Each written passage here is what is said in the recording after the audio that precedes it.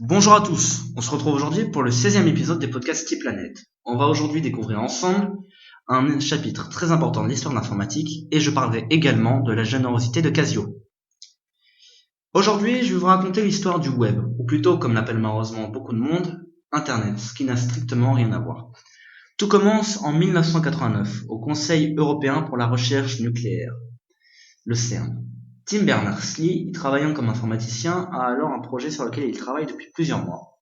Son but étant de faciliter la diffusion et les partages d'informations dans le CERN. Il ne le sait pas encore, mais le web est en train de naître. Petit à petit, son projet s'étoffe et le langage HTML naît également. Peu de temps après, l'ingénieur Robert Cailliot se joint à ce projet. Et à eux deux, le web se construit avec la création de deux outils fondamentaux du web, sans lesquels aujourd'hui rien ne serait possible.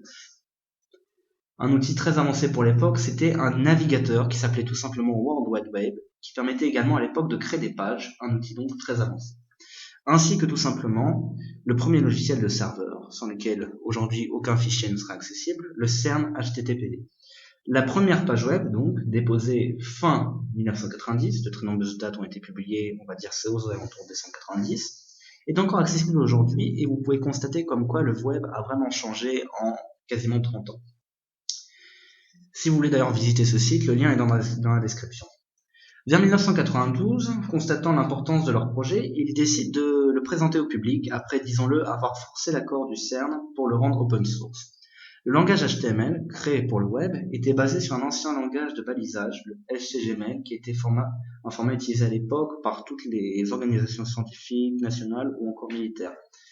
La première version d'HTML, qui était présentée au public, HTML1, et contenait des éléments sommaires tels que le texte, les liens ou encore les listes.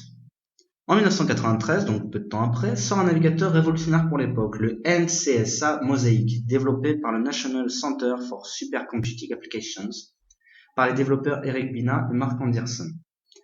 Il définissait les bases de l'interface graphique des navigateurs qu'on connaît aujourd'hui et rajoutait la possibilité d'insérer des images sur une page web, ainsi que les formulaires, qui au fil du temps deviendront indispensables. Si vous ne connaissez pas vraiment les formulaires, c'est tout ce que vous remplissez comme données sur Internet, notamment par exemple pour rentrer des mots de passe, pour acheter sur Amazon, des choses comme ça.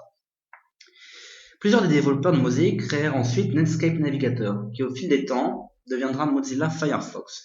Le NCSA crée également son propre serveur, le NCSA HTTPD, qui est également un ancêtre d'Apache, le serveur HTTP le plus utilisé au monde.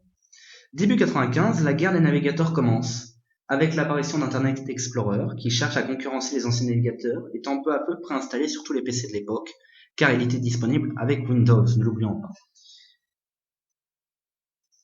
Internet Explorer volera d'ailleurs plusieurs concepts à des navigateurs de l'époque, tels le JavaScript de Netscape Navigator. Passons maintenant à la suite.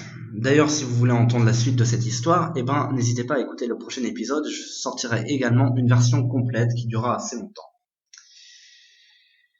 Alors, en ces temps difficiles, Casio a décidé d'accompagner tout le monde, que ce soit les élèves ou les étudiants, en proposant des stages, des remboursements partiels pour l'achat de calculatrices ou en te la reprenant pour un peu d'argent.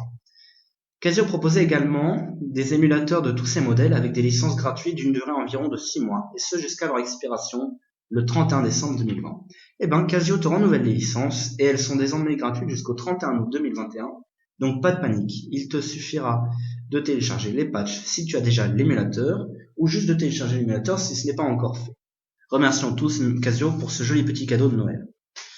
Voilà, c'est tout pour aujourd'hui, j'avais pas trop de choses à parler, donc n'hésitez pas si vous avez un contenu à faire passer, ça me ferait vraiment très plaisir, ça me ferait beaucoup moins de travail. Voilà, donc passez une excellente journée, n'hésitez pas à vous abonner, à liker, à partager, c'est ça qui permettra que ce podcast avance. Peut-être bientôt je ferai ça toutes les semaines parce que j'ai quelques petits projets personnels et j'ai pas envie de trop perdre mon temps, même si c'est pas une perte de temps, ça me permet d'écrire, c'est bien. Voilà, c'est tout pour aujourd'hui, à très bientôt.